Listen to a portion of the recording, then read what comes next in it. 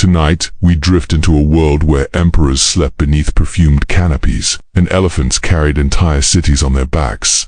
A world of jeweled bridles, mirrored tents, and moonlit processions that stretched for miles. This is not a tale of conquest, but of comfort, of how the Mughal Empire, one of history's most opulent dynasties, built its daily life around the quiet strength of elephants.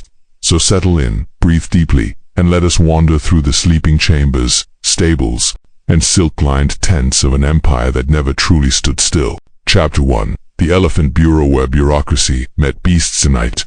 We begin not with a battle, nor a coronation, nor a palace glittering with rubies, but with a ledger, a very large ledger, bound in leather, inked with care, and filled with the names of elephants. Yes, names, hundreds of them, some noble, some absurd, some named after gods, others after vegetables, and all of them carefully recorded by imperial scribes in the service of one of history's most meticulous monarchs, Emperor Akbar of the Mughal Empire. Akbar, who ruled from 1556 to 1605, was not just a conqueror or a builder of cities. He was also, quite sincerely, an elephant enthusiast.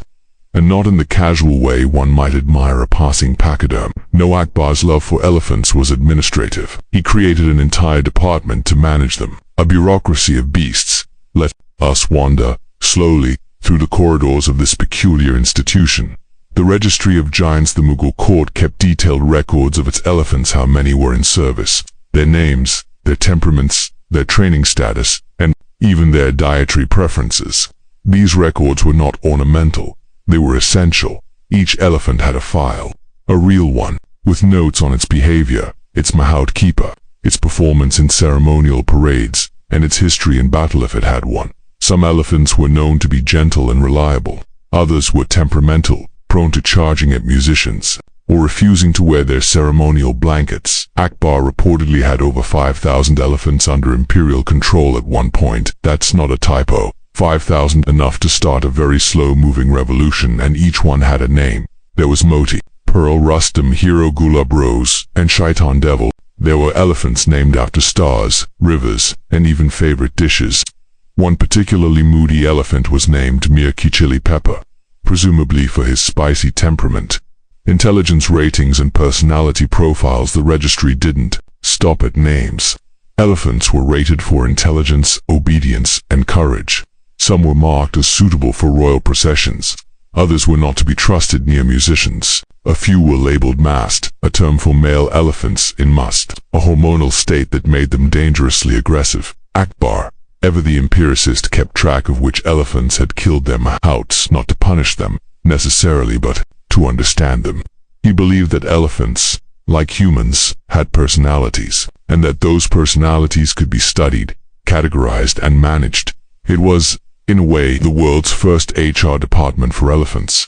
The mahouts keepers of Komaveri elephant had a mahout, a lifelong companion, trainer, and caretaker. Mahouts were chosen young and trained in the art of elephant whispering. They knew how to soothe a frightened elephant, how to guide it with voice and touch, and how to interpret its moods. A good mahout could prevent a stampede with a whisper. A bad one, well, let's just say the registry had a section for lost in service. Mahouts lived near their elephants, often in stables that were surprisingly luxurious. The Mughal stables were not mere barns, they were architectural marvels, with domed ceilings, carved arches, and even fountains to cool. The elephants were royalty, and their homes reflected it. Feeding rituals and elephant cuisine. Feeding an elephant is no small task. A single adult elephant can eat up to 300 pounds of food a day. The Mughal court spared no expense. Elephants were fed sugarcane, bananas, rice, and jaggery, a type of unrefined sugar. Some were given herbal tonics to improve their mood. Others received special treats before festivals: rose-scented water, saffron rice, and even sweetmeats. Feeding was a ritual. Mahouts would sing to their elephants while preparing meals. Some elephants had favorite songs. Others preferred silence. One elephant reportedly refused to eat unless his mahout recited a particular poem about mangoes. Bathing and grooming. Cleanliness was next to elephant nests. Bathing was a daily affair, often conducted in large stone pools built specifically for the purpose. Mahouts would scrub their elephants with brushes made from coconut husks, using scented oils and herbal soaps after bathing. Elephants were dried with linen cloths and sometimes dusted with sandalwood powder. Their tusks were polished.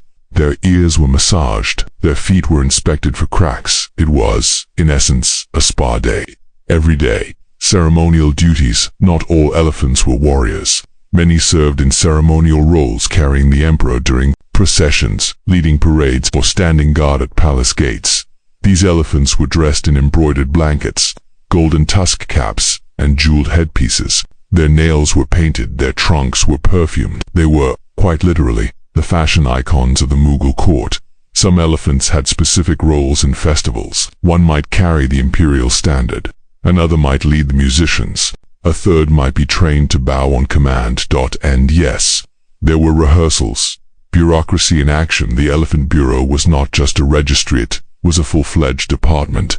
It had clerks, scribes, inspectors, and supervisors. There were rules for elephant conduct, protocols for feeding, and guidelines for ceremonial dress. If an elephant misbehaved, there was paperwork. If a mahout requested a new blanket, there was paperwork. If an elephant was promoted to royal procession status, there was a ceremony and paperwork.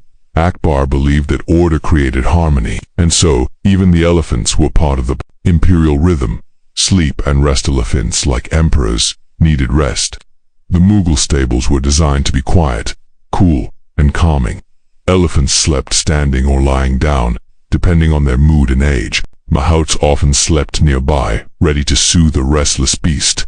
Some elephants were given lullabies. Others preferred the sound of running water. A few were known to sway gently before sleep, as if dancing to a rhythm only they could hear.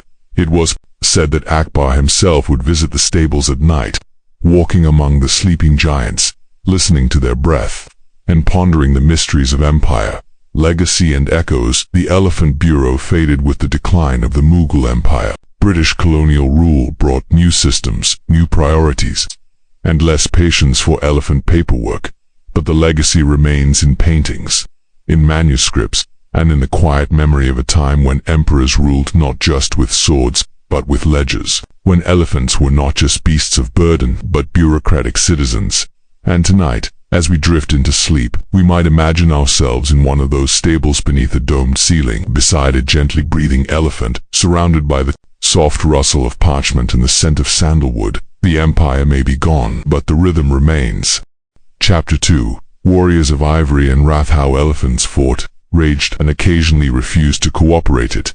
Chapter 1 was a stroll through the bureaucratic gardens of elephant management. Chapter 2 was a slow march to the battlefield, though not a battlefield of clashing swords and screaming men. No, this is a battlefield of trumpeting giants, armored foreheads, and the occasional elephant who simply sat down and refused to participate. Tonight, we explore the martial life of Mughal elephants, not just how they fought, but how they were trained, dressed, and sometimes dramatically disobedient. Because even in war, elephants had opinions. The elephant as weapon. To the Mughals, elephants were not just symbols of power, they were power. A single war elephant could scatter cavalry, crush infantry, and break through fortifications. They were the tanks of their time, except with more personality and better taste in jewelry. In battle, elephants were outfitted with armor, metal plates for the forehead, chainmail for the trunk, and protective gear for the legs. Their tusks were sometimes fitted with blades. Their riders, perched high atop howdahs, ornate platforms, carried bows, spears, or matchlocks, but the real weapon was momentum. An elephant charging at full speed could shatter a line of soldiers like dry twigs. And once the charge began, there was very little that could stop it except, perhaps, a strategically placed mango cart. Training for war. Training a war elephant was a delicate art. It began young, with gentle conditioning, learning to respond to voice commands, hand signals, and musical cues. Mahouts used drums, bells, and whistles to guide their elephants through mock battles. Elephants were taught to charge on command, pick up enemy soldiers with their trunks, trample shields and barricades, ignore loud noises, fire, and screaming humans. Some elephants were trained to recognize enemy uniforms. Others were taught to bow before the emperor and trumpet on cue. A few were trained to dance, though this was more for festivals than warfare. Training could take years, and even then, success was not guaranteed. One elephant famously refused to charge unless given a garland of marigolds first. Another would only fight if his favorite mahout sang a particular lullaby beforehand. Masked elephants. Rage unleashed among the most feared creatures on the battlefield were masked elephants, adult males and musk, a hormonal state that made them hyperaggressive and nearly uncontrollable. Masked elephants were unpredictable. They could charge without warning, attack their own side, or destroy entire camps in a fit of rage. And yet, emperors like Akbar prized them. Why? Because a masked elephant in battle was a force of nature. If directed properly, it could break enemy lines with terrifying efficiency. Akbar himself reportedly rode over 100 masked elephants during his reign, each one a test of courage and control.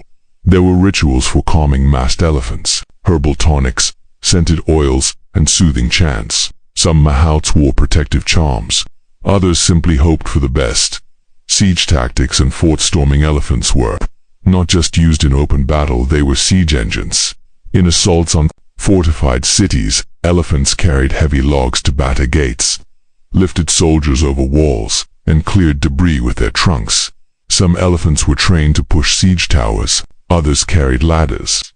A few were fitted with small cannons, though this was more theatrical than practical. In one siege, an elephant named Rustam reportedly broke through 3 gates, carried a wounded soldier to safety, and then refused to leave until given a garland and a bath. Elephants were also used to intimidate. A line of armored elephants outside a city gate was often enough to prompt surrender, especially if one of them was chewing on a cannonball. The theater of warfare was not just about victory, it was about spectacle. Battles were choreographed, uniforms were color-coded, and elephants were the stars of the show. Before battle, elephants were paraded in full regalia, embroidered blankets, jeweled headpieces, and polished tusks. Their howdahs were painted with imperial symbols. Their trunks were perfumed. The emperor would often ride the lead elephant, flanked by musicians, standard-bearers, and astrologers. Yes, astrologers, because timing was everything, and no one wanted to charge during a bad planetary alignment. The battlefield was a stage, and elephants were the lead actors. After the battle, care and recovery war was hard on elephants. Injuries were common: cuts, bruises, cracked tusks. The Mughal court had elephant healers who used herbal poultices, massage, and even acupuncture. Wounded elephants were given rest, special diets, and soothing music. Mahouts would sleep beside them, whispering comfort and promises of mangoes. Some elephants developed PTSD-like symptoms, refusing to enter battlefields, flinching at loud noises, or becoming withdrawn. The court treated these elephants with compassion, often retiring them to ceremonial roles or peaceful stables. One elephant, Gulab, was retired after a particularly traumatic battle. He spent his remaining years in a garden, surrounded by musicians and fed rosewater-soaked rice. He never fought again, but he did learn to paint with his trunk. Famous Mughal war elephants. Let us meet a few of the stars. Moti Pearl, known for his speed and elegance. Moti led several imperial processions and once danced during a battle accidentally. Shaitan Devil, a masked elephant who broke through enemy lines and then chased a drummer for 3 miles. Rustam Hero, the siege specialist, famous for his bravery and love of garlands. Murky Chili Pepper, unpredictable, moody, and beloved by Akbar for his fiery spirit. Each elephant had a story, and each story was recorded, painted, and retold in the Mughal court. Sleep and war. Even warriors need rest. After battle, elephants were led to quiet stables, bathed, fed, and soothed. Mahouts sang lullabies. Musicians played soft melodies. The air was scented with sandalwood and rose. Elephants would sway gently before sleep, their massive bodies rocking like ships in a calm harbor. Some snored, others hummed. A few dreamed, though no one knows of what, perhaps of mangoes, or marigolds, or the drummer who got away. Legacy and memory. The martial legacy of Mughal elephants lives on in paintings, manuscripts, and whispered stories. Their armor, their bravery, and their quirks are preserved in the folds of history. And tonight, as we drift into sleep, we might imagine ourselves atop a howdah beneath a canopy of stars, riding slowly into a battlefield that feels more like a dream than a war. The elephants are calm, the drums are soft, and the empire marches gently on. Chapter 3.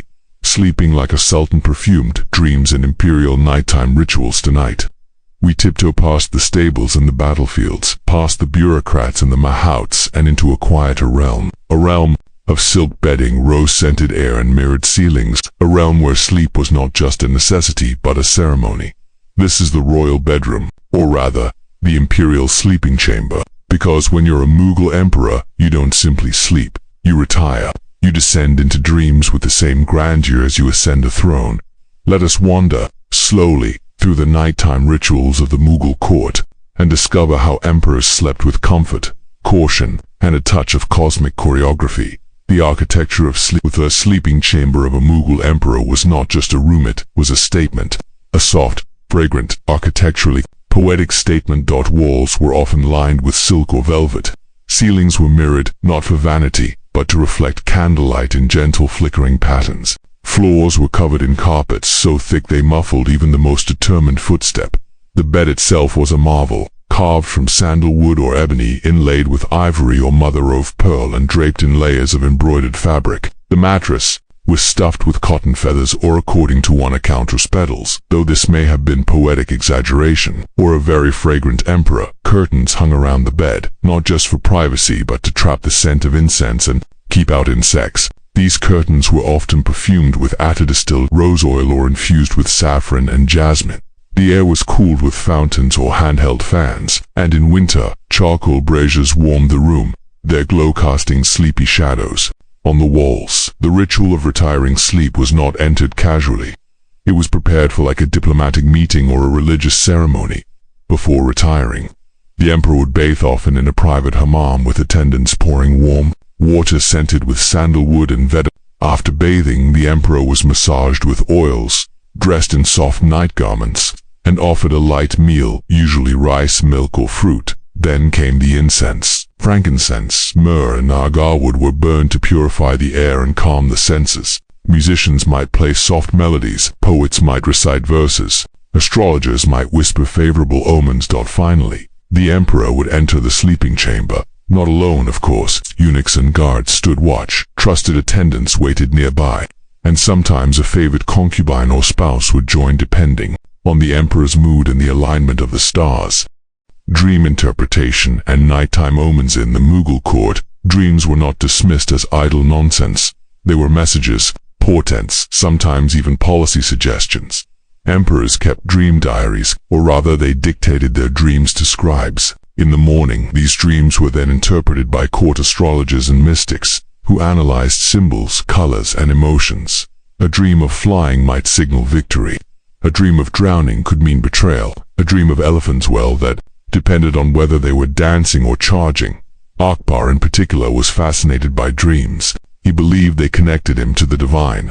He once claimed to have dreamed of a golden bridge stretching across the sky and promptly ordered a bridge to be built across the Yamuna River. It was not golden, but it was impressive.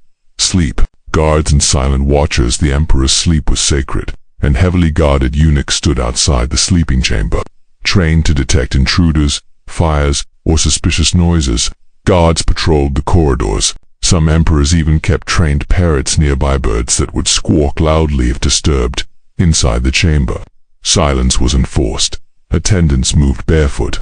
Doors were oiled to prevent creaking.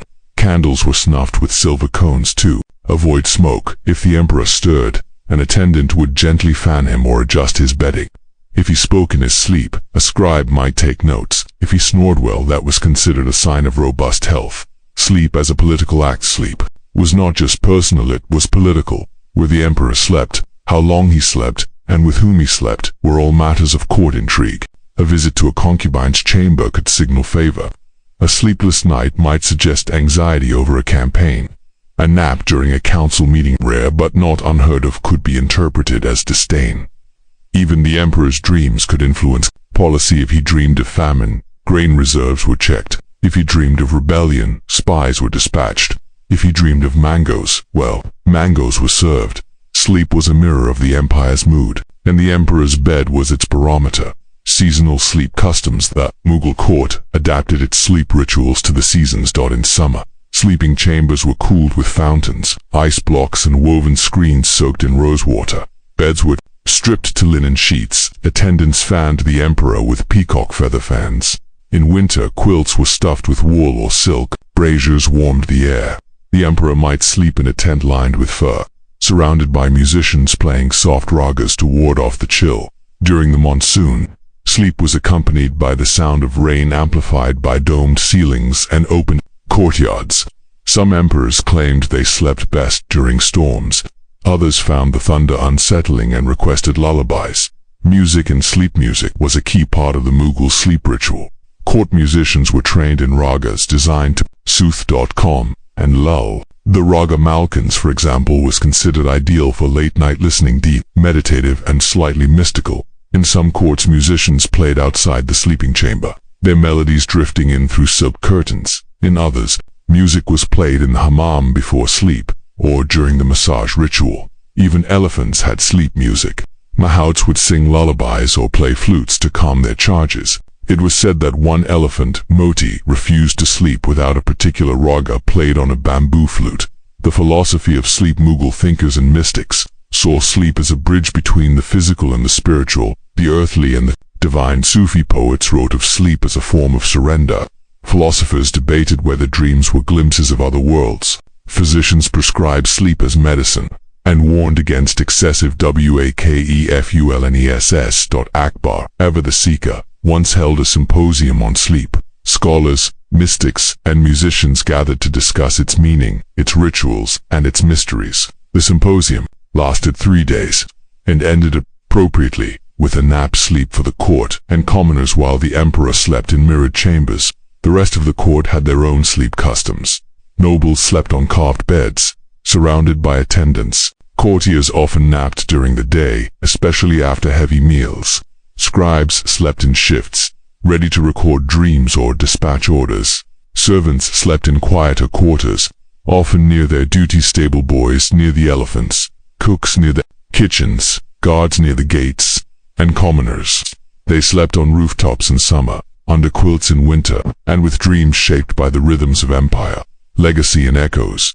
The sleep rituals of the Mughal court faded with time. Colonial rule brought new customs, new architecture, and less patience for mirrored ceilings. But the memory remains in poetry, in paintings, and in the quiet echo of a raga played at midnight. And tonight, as we drift into sleep, we might imagine ourselves beneath a silk canopy, surrounded by rose-scented air, listening to the soft hum of a fountain and the distant notes of a bamboo flute. The emperor sleeps, the empire breathes, and the night unfolds like a dream. Chapter 4. Elephant fights in court, spectacles where giants danced, poets dueled and emperors watched with a smile. Tonight, we leave the sleeping chamber behind, not in haste, but with a gentle stretch and a yawn, and wander into the open courtyards of the Mughal court. The air is perfumed with jasmine. Musicians tune their instruments, and in the distance, 2 elephants are being dressed for battle, not war, mind you, not conquest, but entertainment, because in the Mughal Empire, elephants didn't just fight in battles. They performed, they dueled, they danced, and sometimes they refused to participate unless given a garland and a bowl of sweet rice. This is the world of courtly spectacle, a world of elephant fights, poetry contests, pigeon races, and opium salons. A world where leisure was an art and absurdity was embraced with velvet gloves. Let us wander, slowly, through the grand amusements of the Mughal court. The elephant duel, a royal spectacle. That elephant fight was the crown jewel of Mughal entertainment, held in vast courtyards or open fields. These duels were not spontaneous brawls but carefully choreographed events, complete with costumes, music, and bedding. 2 elephants, usually males in musts, were dressed in ceremonial armor. Their tusks were capped with gold or silver. Their trunks were perfumed. Their mahouts sat high atop howdahs holding goads and garlands. The crowd gathered nobles, courtiers, musicians, astrologers, and the emperor himself. Drums rolled, trumpets blared, and the elephants were released. They charged, they collided, they pushed, shoved, and occasionally paused to sniff each other. The goal was not death, but dominance. The winning elephant would raise its trunk and trumpet. The losing elephant would retreat, often with dramatic flair. Sometimes, the elephants refused to fight. One famously sat down and began eating grass. Another turned and walked away, prompting a poet to declare, "Even giants know when to ignore foolishness." Costumes and pageantry. Elephant fights were theatrical, and like any good theater, costumes mattered. Elephants were dressed in embroidered blankets, jeweled headpieces, and painted nails. Their tusks were polished, their ears were adorned with bells. Some wore anklets that jingled as they walked. Mahouts wore matching outfits, silk tunics, feathered turbans, and embroidered sashes. The howdahs were decorated with imperial symbols, tassels, and miniature flags. Before the fight, elephants were paraded around the arena, allowing spectators to admire their outfits and speculate on their temperament. It was, in essence, a fashion show for giants. Music and commentary. No Mughal spectacle was complete without music. Drummers, flutists, and sitar players accompanied the elephant duels, adjusting their tempo to match the mood. A slow approach, gentle rhythms, a sudden charge, crescendo, a dramatic retreat, a mournful raga. Commentators, often poets or court jesters, provided live narration. Their commentary was poetic, humorous, and occasionally philosophical. Behold, the tusks of destiny collide. Ah, but who among us has not retreated from a fight with dignity? That elephant, dear friends, has the soul of a philosopher and the appetite of a poet. Betting and superstition. Spectators placed bets not just on the winner, but on the manner of victory. Would the elephant trumpet? Would it lift its opponent? Would it refuse to fight? Astrologers were consulted before matches. Charts were drawn. Stars were read. One elephant, Shobnam, was declared unbeatable during a particular lunar phase, promptly lost to a younger rival named Murky. Superstitions abounded. Some believed that feeding an elephant mangoes before a fight made it sluggish. Others swore by saffron rice. One mahout insisted on whispering a poem into his elephant's ear before every duel. It didn't always work, but it was tradition. Pigeon races and sky duels. Elephants weren't the only performers. The Mughal court adored pigeon racing, sport of precision, patience, and poetic absurdity. Courtiers trained pigeons to fly in patterns, return on command, and even perform aerial duels. These races were held on rooftops, with spectators watching through jeweled monocles and embroidered parasols. Pigeons were named, pampered, and occasionally painted. Their diets were regulated. Their feathers were oiled. One pigeon, Battle Cloud, was said to respond to flute music, and once circled the emperor's tent 7 times before landing on his shoulder. Betting was fierce. Rivalries were intense, and the commentary was, as always, poetic. Battle flies not through air, but through destiny. That pigeon has the heart of a lion and the wings of a sigh. Opium salons and dream debates. After the spectacles, courtiers retired to opium salons, quiet chambers filled with cushions, incense, and philosophical conversation. Opium was consumed in moderation usually, and followed by discussions on dreams, politics, and the nature of elephants. Some salons had musicians, others had poets, a few had astrologers who interpreted the dreams induced by the opium haze. Akbar himself was known to attend such salons, not to indulge, but to listen. He believed that dreams revealed truths, and that relaxed minds spoke more honestly. One evening, a poet declared, "The elephant is not a beast, but a mirror." Another replied, "Then let us reflect slowly, and not charge too quickly." Poetry duels and verbal combat. Poetry was the lifeblood of the Mughal court, and poetry duels were its heartbeat. 2 poets would face off, exchanging verses on assigned themes: love, war, sleep, mangoes. The audience judged based on wit, rhythm, and emotional resonance. These duels could last hours. Some ended in laughter, others in tears. One duel, on the theme of elephant dreams, ended with both poets embracing and declaring a draw. Poetry was not just entertainment, it was diplomacy, therapy, and occasionally flirtation. Sleep and spectacle. After the duels, the races, and the fights, the court settled into sleep. Musicians played soft ragas. Incense drifted through the corridors. Elephants were bathed and fed. Pigeons returned to their roosts. The emperor retired, the courtiers yawned, and the empire exhaled. Even the jesters grew quiet. Even the poets paused. Even the elephants, those mighty performers, swayed gently in their stables, dreaming of garlands and applause. Legacy and echoes. The spectacles of the Mughal court faded with time. Colonial rule brought new entertainments, new customs, and less patience for elephant fashion shows.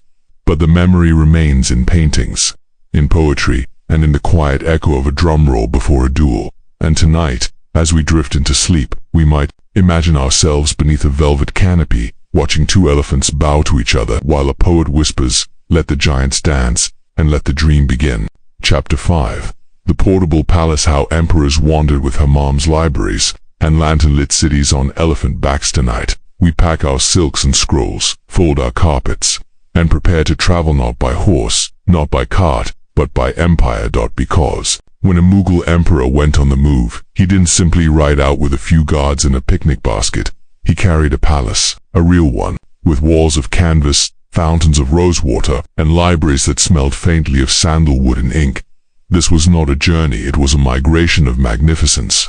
A slow, deliberate lantern-lit procession that stretched for miles and included everything from hammams to astrologers to elephants wearing embroidered boots. Let us wander, slowly, through the world of the portable palace. The caravan of Comfortay Mughal Imperial Caravan was a city on the move. It included thousands of attendants, hundreds of elephants and camels, dozens of tents, some with mirrored ceilings, mobile kitchens, libraries and hammams, musicians, poets, physicians, and astrologers. Emperor's tent alone could take hours to assemble. It was made of silk and velvet, supported by carved wooden poles, and decorated with tassels, embroidery, and imperial insignia. Inside were carpets, cushions, incense burners, and sometimes a small fountain. The tent was divided into chambers, sleeping quarters, meeting rooms, bathing areas, and even a prayer space. It was, quite literally, a palace without foundations. Hammams on the move. Cleanliness was essential. And so, the Mughal caravan included portable hammams, bathhouses built from canvas, wood, and clever plumbing. Water was heated in copper cauldrons and poured into marble basins. Steam was generated with charcoal braziers. Attendants massaged the emperor with scented oils, scrubbed him with herbal soaps, and dried him with linen towels. Some hammams had skylights, others had musicians playing soft ragas. One emperor insisted on bathing beneath a canopy of jasmine flowers, which had to be replaced daily. It was said that the emperor's bath water was so fragrant, birds would gather near the tent just to inhale. Kitchens and culinary caravans. Feeding an emperor on the road was no small task. The Mughal caravan included entire mobile kitchens staffed by chefs, spice masters, and dessert specialists. Meals were cooked in copper pots over open fires. Ingredients were stored in ornate chests: saffron, cardamom, rose petals, almonds, and rice. Bread was baked in portable tandoors. Kebabs were grilled on skewers carved with imperial symbols. The emperor's meals were served on silver platters, with carved fruit, perfumed rice, and sweetmeats shaped like animals. One chef reportedly created a mango dessert shaped like an elephant, complete with pistachio tusks. Food was not just nourishment, it was art, and every dish told a story. Libraries and literary tents. The Mughal emperors were readers, and so, their caravans included library tents filled with manuscripts, scrolls, and books bound in leather and silk. Scribes traveled with the caravan, ready to copy texts, record dreams, or compose poetry. Philosophers debated beneath lanterns. Poets recited verses to the emperor as he sipped rosewater. Akbar's traveling library reportedly included over 1,000 volumes on history, astronomy, medicine, and mango cultivation. Yes, mango cultivation. It was a favorite topic. Books were stored in carved chests, wrapped in silk, and perfumed to prevent mildew. Reading was a nightly ritual, often accompanied by music and incense. Music and nighttime rituals. As the caravan settled each evening, musicians played soft ragas. Drums echoed across the desert. Flutes whispered through the tents. The emperor listened from his mirrored chamber, sipping warm milk and watching the stars. Music was everywhere: in the hammam, in the dining tent, in the sleeping quarters. Even the elephants had favorite melodies. One elephant raga would sway gently whenever the sitar was played. Nighttime was sacred. Candles were lit, incense drifted, poets recited lullabies, and the empire, though on the move, felt still. Navigation and astrologers traveling required direction, and so the caravan included astrologers, experts in stars, omens, and planetary moods. Routes were chosen based on celestial alignments. Camps were pitched where the stars were favorable. One emperor refused to sleep near a river during a waning moon. Another insisted on traveling only when Venus was visible. Astrologers consulted charts, read dreams, and advised on everything from tent placement to mango consumption. Their tents were filled with scrolls, compasses, and occasionally parrots trained to squawk at bad omens. Navigation was not just practical, it was poetic. Elephants as architects. Elephants were not just transport, they were builders. They carried tent poles, carpets, furniture, and fountains. They helped raise tents, clear paths, and even dig bathing pools. Some elephants were trained to carry entire rooms, wooden platforms with silk walls and cushioned floors. Elephants were dressed for travel, embroidered blankets, painted nails, and bells that jingled with each step. Their trunks were perfumed, their ears were massaged, their moods were monitored. One elephant, Shobnam, refused to carry furniture unless given a garland first. Another, Murky, insisted on walking beside the musicians. They were not beasts, they were colleagues. Sleep on the road. Sleeping in a portable palace was an art. The emperor's bed was assembled each night, carved frame, silk mattress, embroidered sheets. Curtains were hung, incense was lit, musicians played lullabies, attendants fluffed pillows, adjusted blankets, and whispered poetry. Guards stood watch, eunuchs monitored the airflow. One emperor insisted on a breeze from the west, and had fans, adjusted accordingly. Sleep was sacred, and even on the road it was never compromised. Landscapes and campsites. The Mughal caravan moved through forests, deserts, mountains, and rivers. Campsites were chosen for beauty, safety, and celestial favor. Tents were pitched in circles, lanterns were hung from trees, carpets were laid on grass, musicians played, poets wandered, elephants bathed. Each campsite became a temporary city with fragrance, music, and quiet grandeur. And each morning it vanished, folded, packed, and carried away by elephants. Legacy and ethos. The portable palace faded with time. Colonial rule brought trains, hotels, and less patience for mirrored tents. But the memory remains in paintings, in poetry, and in the quiet, an echo of a flute played beneath a silk canopy. And tonight, as we drift into sleep, we might imagine ourselves in a traveling tent surrounded by books, music, and the gentle sway of an elephant named Raga. The empire moves, the stars align, and the night unfolds like a journey. Chapter 6. The invisible empire. Whispers, footsteps, and the quiet lives behind the curtain. Night. We step away from the emperor's mirrored chamber, past the perfumed elephants and embroidered tents, and into the quieter corners of the Mughal world. The corners where voices are hushed, footsteps are soft, and names are rarely recorded. This is the invisible empire. The empire of eunuchs, scribes, stable boys, cooks, tent builders, and night guards. The empire that did not wear jewels or ride elephants but folded the blankets, lit the incense, and kept the empire breathing while others slept. Let us wander, slowly, through the lives of those who made the Mughal court possible and did so in silence. Eunuchs, guardians of privacy. Eunuchs held a unique place in the Mughal court. Trusted, discreet, and often highly educated, they served as chamberlains, messengers, and guardians of the imperial harem. They managed access to the emperor's private quarters, oversaw the routines of royal women, and ensured that nighttime rituals unfolded without disruption. Their presence was constant but quiet. Eunuchs were trained in etiquette, diplomacy, and discretion. They knew when to speak, when to bow, and when to vanish. Some were poets, others were musicians. A few were astrologers. They slept in small chambers near the emperor's tent, ready to respond to a whisper or a bell. Their lives were shaped by silence and by trust.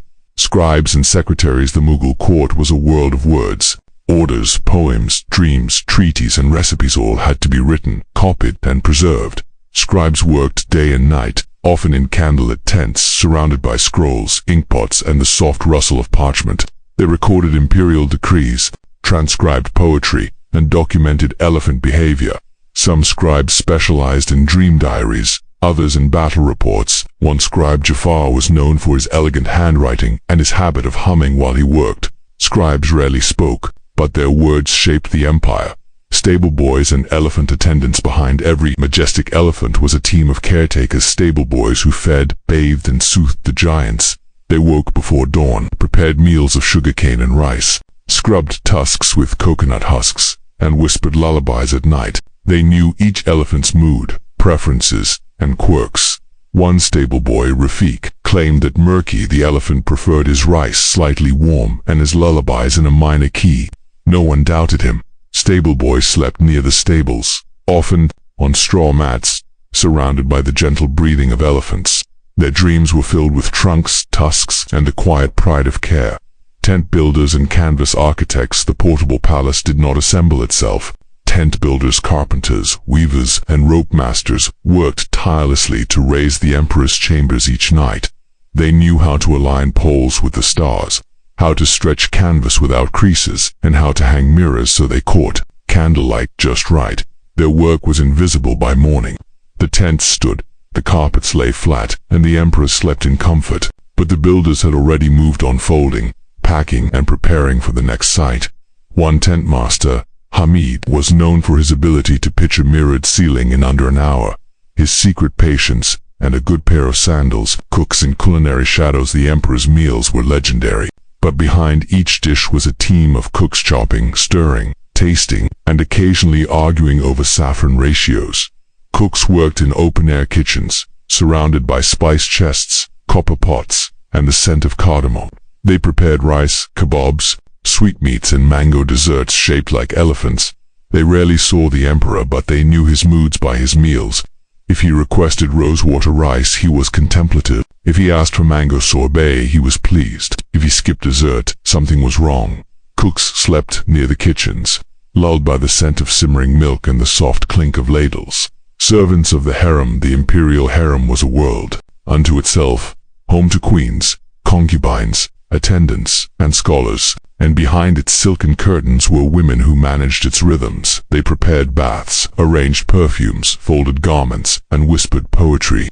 They knew which queen preferred jasmine, which concubine liked mangoes, and which scholar needed silence to write. Their lives were shaped by routine, ritual, and quiet resilience. They slept in shared chambers, surrounded by silken secrets. One attendant, Zinat, was known for her ability to calm a restless queen with a single verse. Her voice, they said, was softer than rosewater. Night guards and silent watchers. The court slept.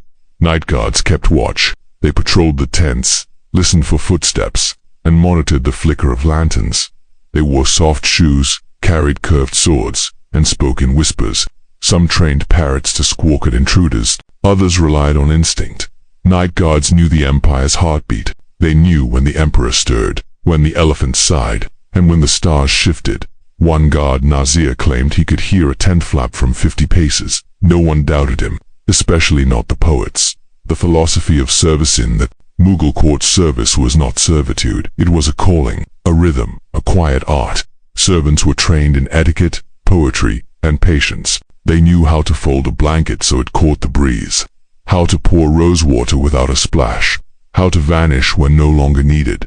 Their work was invisible but essential, and deeply respected. Akbar once said, "The empire rests not on thrones but on footsteps unheard." If sleep in the invisible empire slept in shifts, in hammam corners, stable lofts, kitchen alcoves, and tent shadows. Their dreams were quiet. Their beds were simple. Their lullabies were whispered, but their sleep was earned. And their presence, though unseen, was felt in every polished tusk, every folded curtain, every perfumed breeze. Legacy and echoes. The invisible empire faded with time. Names were lost, roles changed. Colonial rule brought new hierarchies, new customs, and less patience for poetry and service, but the memory remains in scrolls, in songs, and in the soft echo of footsteps behind the curtain. And tonight, as we drift into sleep, we might imagine ourselves among them, folding a blanket, lighting a lantern, whispering a verse. The emperor sleeps, the elephants sway, and the invisible empire breathes. Chapter 7. Miniatures and Memory. How elephants, dreams, and silk tents were painted into history tonight. We trade parchment for pigment. We set aside the scrolls and the ledgers, and open a small jeweled book. Inside we find elephants with golden tusks, emperors asleep beneath mirrored ceilings, and tent cities glowing under moonlight.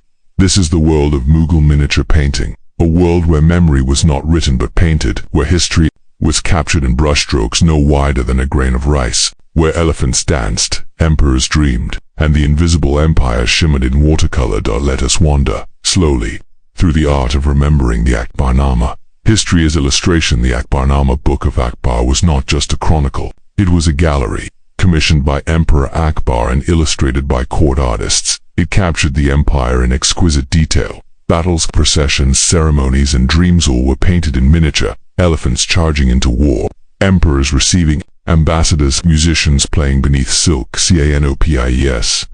Each page was a window, each brushstroke a whisper.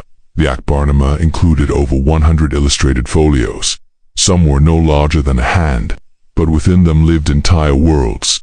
Elephants and miniature elephants were favored subjects, painted with jeweled blankets, golden tusks, and expressive eyes.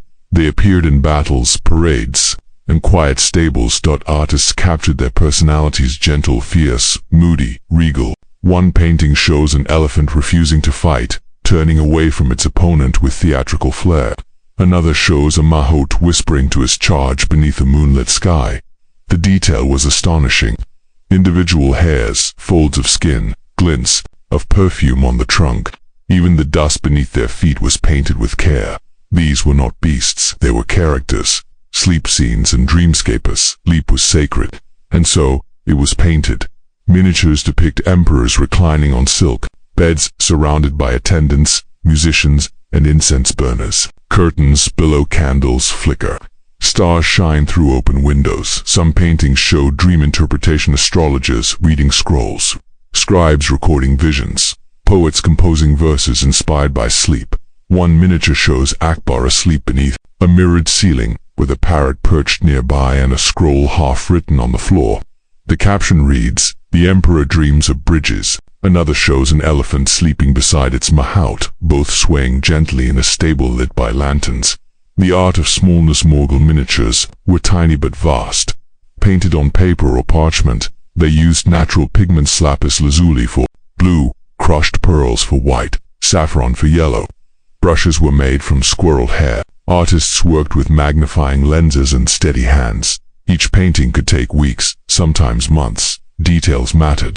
A single fold in a curtain, a glint of moonlight on a tusk, a poet's sigh, captured in the curve of a line. The goal was not realism but resonance, to make the viewer feel the moment, to make memory shimmer. Textiles and texture miniatures celebrated fabric.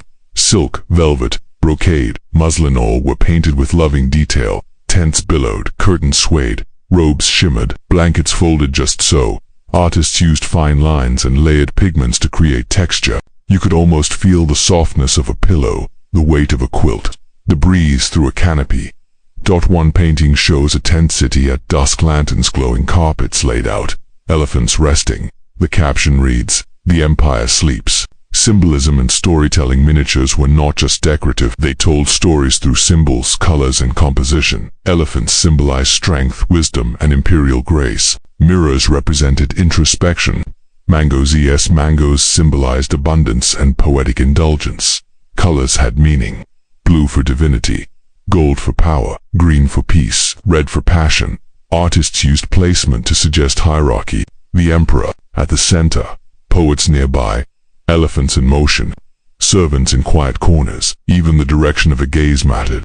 A sideways glance could suggest intrigue, a downward look, humility, a raised trunk, triumph. Artists and their quiet lives. Artists lived in quiet chambers, surrounded by pigments, scrolls, and silence. They worked in team sketches. Colorists, detailers, that they rarely spoke, but their paintings sang. Some artists were known by name: Basoan, Daswanth, Miskin. Others remain anonymous, but their work endures.